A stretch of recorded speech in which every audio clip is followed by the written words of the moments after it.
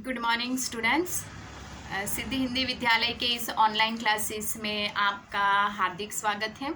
अब यहाँ पे मैं आपको एक बात बता दूं कि जैसे कि हमारा ये जो दूसरा काव्य चल रहा है, इस दूसरे काव्य में हम लोगों ने कल थोड़ी सी शुरुआत की। मैंने आपको ये जो दूसरा काव्य है, इस काव्य में उसका जो शीर्षक है राम लक्ष्मण परशुराम संवाद, और उनके जो रचयिता है यानी रचनाकार जो है तुलसीदास, उनका परिचय दिया। जैसे उनका जन्म थोड़ा सा रिवीजन कर लेते हैं तो यहाँ पे 1523 में उनका जन्म हुआ और उनका निर्धन 1532 में उनका जन्म हुआ और उनका निर्धन 1623 में हुआ। अब यहाँ पे ये जो जिस प्रकार से यहाँ पे मैंने आपको तुलसीदास का परिचय दिया, तो तुलसीदास के परिचय में हमने देखा कि उनका जन्म स्थान यहाँ पे उत्तर प्रदेश के बाधा जिले के राजपुरा गांव में, ठीक है। इसके साथ साथ यहाँ पे मैंने आपको ये भी बताया कि बचपन में ही उनके माता पिता की मृत्यु हो जाने के कारण उनको अपने जीवन में बहुत सारे संघर्ष करने पड़े और उनका जीवन संघर्षमय बीता। फिर मैंने आपको बताया कि हर एक इंसान के जीवन में महत्वपूर्ण उसको आगे बढ़ने के लिए एक गुरु की आवश्यकता होती है। तुलसीदास के जीवन में भी यहाँ पे कल मैंने आपको बताया गुरु नरहरिदास उनके गुरु थे और उन्होंने उनको शिक्षा और दीक्षा दी।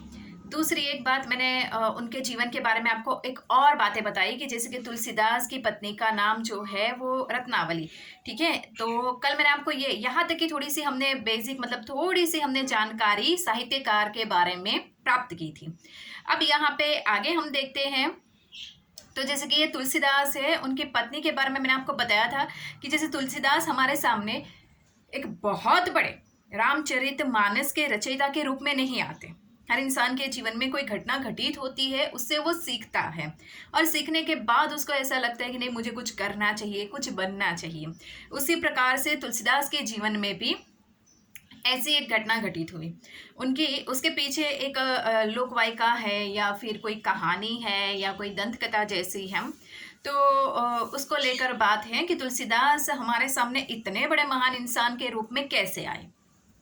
अब यहाँ पे ये घटना घटित होती है कि तुलसीदास का जब ये उनका विवाह हुआ था, उस समय उनकी जो पत्नी, ये जो रत्नावली है, ये रत्नावली उनके साथ शादी होने के बाद एक दिन ऐसा आता है कि रत्नावली अपने मायके जाती है और तुलसीदास से कहती है कि मैं थोड़े समय अपने मायके में रहूँगी, उसके बाद मैं वापस आ जाऊँगी।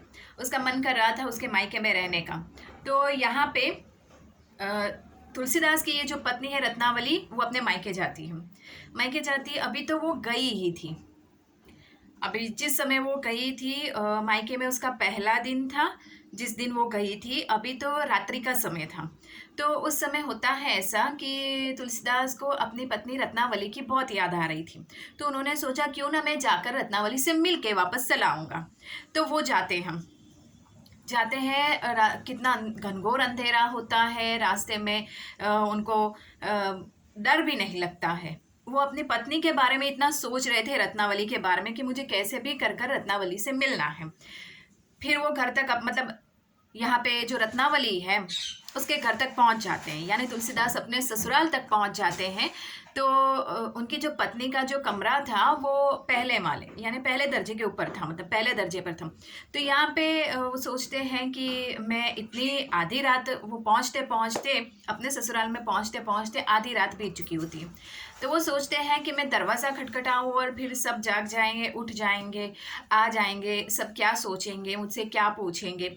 उससे बेहतर है क्यों ना मतलब मेरे रत्नावली का कमरा पहले ही दर्जे पे है, तो मैं यहाँ से ही मिलकर उसको चला जाऊँगा।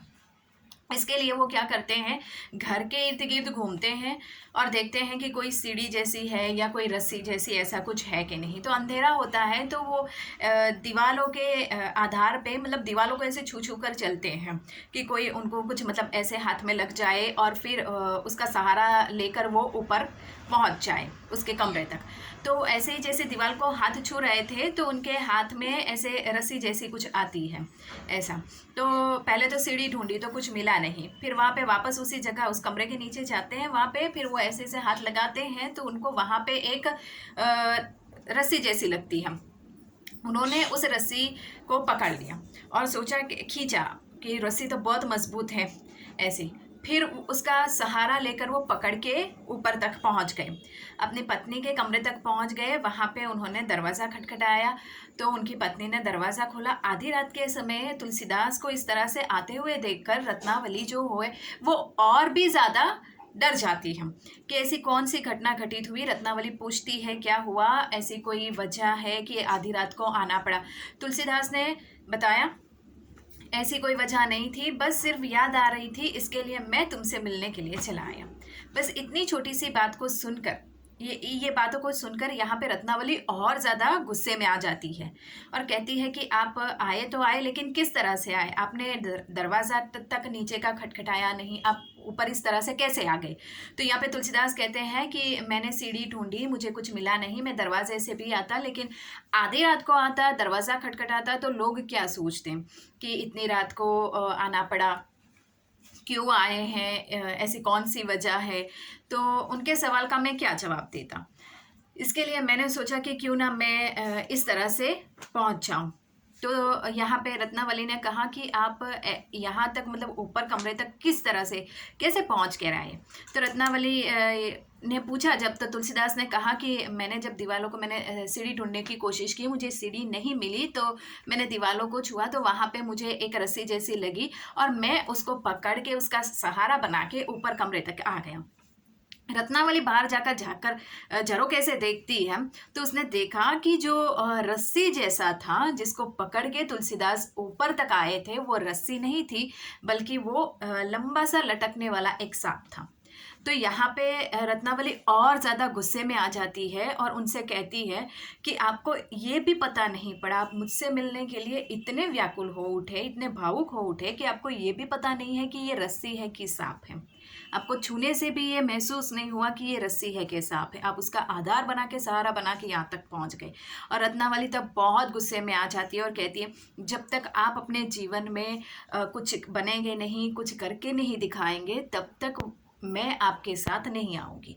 ये बात फिर आधी रात को ही वहाँ से तुलसीदास चले जाते हैं। ये बात तुलसीदास के दिमाग में बार बार घूमने लगती है कि अपने प्रिय पात्र के द्वारा ही इस तरह से शब्दों का कहना यहाँ पे तुलसीदास बर्दाश्त नहीं कर पाते। और तुलसीदास ने फिर ये तय किया कि मैं अपने जीवन में कुछ बनकर कुछ हासिल करके दिखाऊंगा।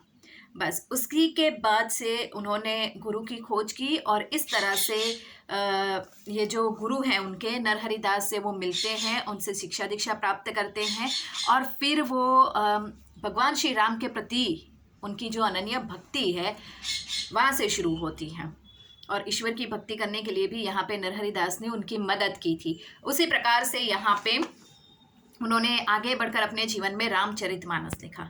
तो यहाँ पे उनके जीवन की ये घटना है। ये तुलसीदास के जीवन में ऐसी एक घटना घटित हुई थी। उनके पत्नी ने उनको बहुत दुत्कारा था। उनकी पत्नी ने यहाँ पे उनका मतलब कहा था कि आप अपने जीवन में, आपको ये भी नहीं पता, आप इतने व्याकुल हो उठे, इतने भावुक हो उठे कि आपको ये रस्सी और सांप में भेद नहीं दिखाई दिया, अंतर नहीं दिखाई दिया।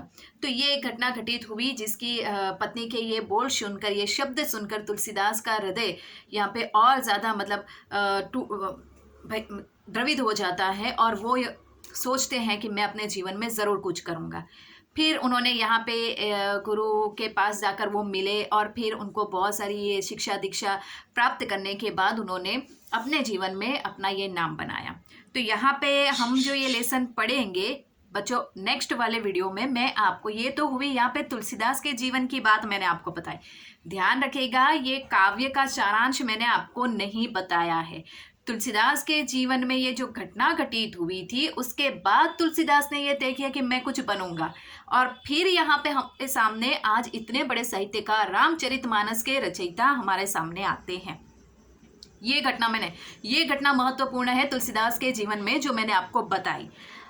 अब काव्य से रिलेटेड है तो हमारा जानने का हक भी बनता है, ठीक है। अब नेक्स्ट वाले वीडियो में मैं आपको बताऊंगी ये राम लक्ष्मण परशुराम संवाद का जो क्षार है उसके बारे में। अभी मैं थोड़ी सी बात आपको जल्दी से बता दूं बच्चों की, यहाँ पे आपके पास किताब होगी।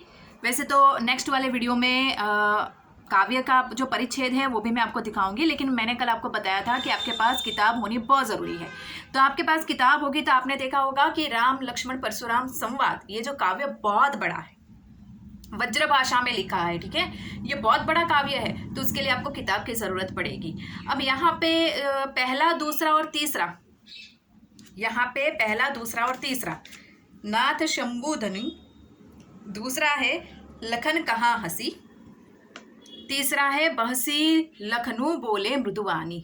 ये 3 जो परिच्छेद है वो हमें पढ़ने हैं, ध्यान दीजिएगा, 3 परिच्छेद हमें पढ़ने हैं और बाकी के जो 3 है वो हमें नहीं पढ़ने हैं, वो हमें निकाल देने हैं फिलहाल अभी के लिए, फिर बाद में देखेंगे, ठीक है। तो आज इस वीडियो में मैं आपको यहाँ तक की बात है, आगे वाले कल के वीडियो में हम लोग देखेंगे बच्चों के ये काव्य का सारांश क्या है, थोड़ा सा सारांश देखेंगे तो आपको थोड़ा सा समझ आएगा। Thank you.